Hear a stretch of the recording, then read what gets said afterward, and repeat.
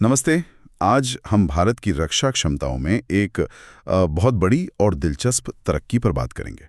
सोचिए, एक ऐसी तकनीक जो दुश्मन की हर चाल पर नजर रखे, वो भी अपनी सरहद में रहते हुए।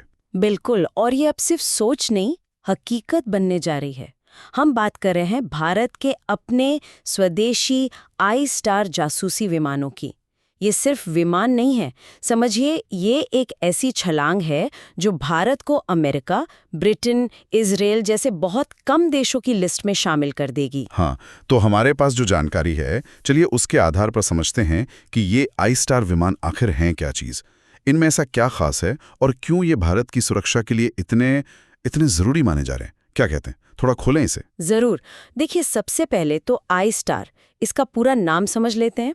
इंटेलिजेंस, सर्विलेंस, टारगेट एक्विजिशन और रिकॉनेसेंस। आसान भाषा में कहें तो ये हवा में हमारी तेज आंखें और कान होंगे। इनका काम है खुफिया जानकारी लाना, दुश्मन पर लगातार नजर रखना, उसके ठिकाने पहचानना और हाँ, टोह लेना। और सुना है ये प्रोजेक्ट कोई छोटा मोटा नहीं है। रक्षा मंत्रालय करीब 10,000 करोड़ रुपए इस पर लगाने की तैयारी में है। हाँ, लगभग 10,000 करोड़ का प्रोजेक्ट है ये। और इसमें बोइंग या बोम्बार्डियर जैसे बड़े नामों से 3 बहुत एडवांस्ड विमान खरीदे जाएंगे। 3 विमान। लेकिन आपने कहा स्वदेशी, तो विमान बाहर से फिर स्वदेशी कैसे? अच्छा सवाल है। देखिए, विमान का ढांचा भले ही बाहर से आए, लेकिन इन विमानों का जो दिल और दिमाग है ना, मतलब इनके सारे सेंसर्स और इलेक्ट्रॉनिक सिस्टम, वो पूरी तरह से भारत में बने हैं। डीआरडीओ के सेंटर फॉर एयरबोर्न सिस्टम्स यानी कैब्स, उन्होंने इसे यहीं डेवलप और टेस्ट किया है।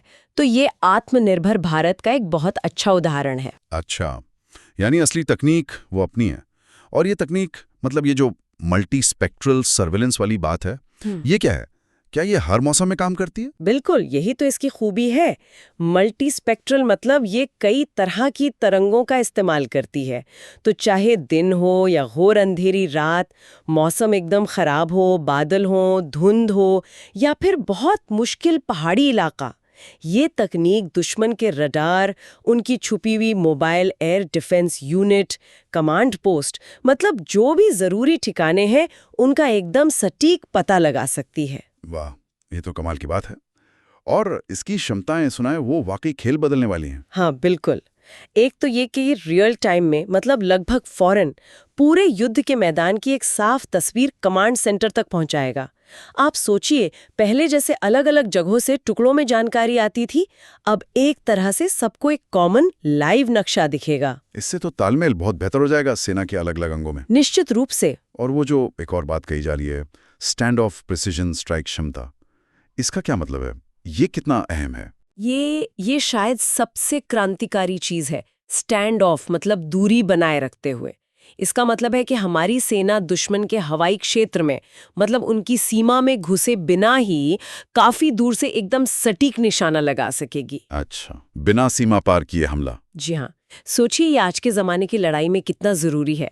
इससे न सिर्फ हमारे विमान और पायलट सुरक्षित रहेंगे, बल्कि दुश्मन पर दबाव भी बढ़ेगा।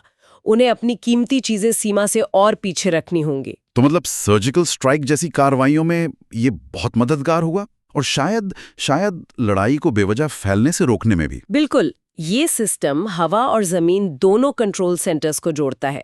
तो जो भी खुफिया जानकारी आती है वो बहुत तेजी से प्रोसेस होती है और सभी सेनाओं के लिए एक कॉमन ऑपरेशनल पिक्चर तैयार हो जाती है। इससे हमारी जवाबी कार्रवाई कहीं ज्यादा तेज और सटीक हो जाएगी।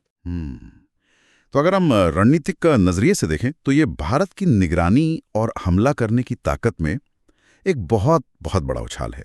इससे वो जो अनदेखे खतरे होते हैं उनका रिस्क कम होगा। बिल्कुल। और जैसा मैंने शुरू में कहा, भारत उन बहुत कम देशों में शामिल हो जाएगा जिनके पास हवा से जमीन पर इंटेलिजेंस जुटाने और स्ट्राइक को कोऑर्डिनेट करने की इतनी एडवांस तकनीक है। ये हमारी निवारक क्षमता, मतलब दुश्मन को हमला करने से रोकने की ताकत, उसे तो बढ़ाएगा ही, साथ ही दुनिया को ये भी दिखाएगा कि भारत रक्षा तकनीक में कितना आत्मनिर्भर और स्वतंत्र हो रहा है। वैसे जानकारी में इस प्रोजेक्ट के सामने आने का एक टाइमिंग का जिक्र भी है। मतलब सूत्रों के हवाले से कहा गया है कि ये पाकिस्तान के खिलाफ चल रहे ऑपरेशन सिंदूर के बीच बड़ी सैन्य गतिविधि के संदर्भ में सामने आया है। हाँ, वो एक सामयिक संदर्भ हो सकता है, लेकिन इस तकनीक का जो महत्व है वो किसी एक ऑपरेशन या संदर्भ से कई ज्यादा बड़ा और स्थायी है। ये विमान हवा से जमीन पर खुफिया जानकारी जुटाने और सटीक हमले करने की हमारी क्षमता को एक बिल्कुल नए लेवल पर ले जाएंगे। तो कुल मिलाकर सार ये है कि आई स्टार विमान सिर्फ एक और रक्षा सौदा नहीं है। ये भारत की अपनी काबिलियत, अपनी टेक्नोलॉजी और दूर की रणनीतिक सोच का एक प्रतीक है। हाँ, ये न सिर्फ हमारी सीमाओं को और मजबूत और सुरक्षित बनाएंगे, बल्कि दुनिया के मंच पर भारत की बढ़ती तकनीकी ताकत का भी एक साफ संकेत देंगे। और जाते जाते एक सवाल सोचने के लिए छोड़ जाते हैं दर्शकों के लिए।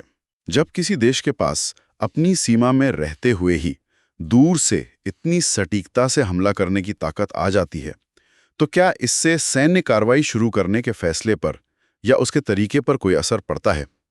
क्या थ्रेशोल्ड बदल जाता है? सोचने वाली बात है। खैर, इस पर सोचिएगा जरूर। अगली बार फिर मिलेंगे एक और ऐसी ही गहरी पड़ताल के साथ।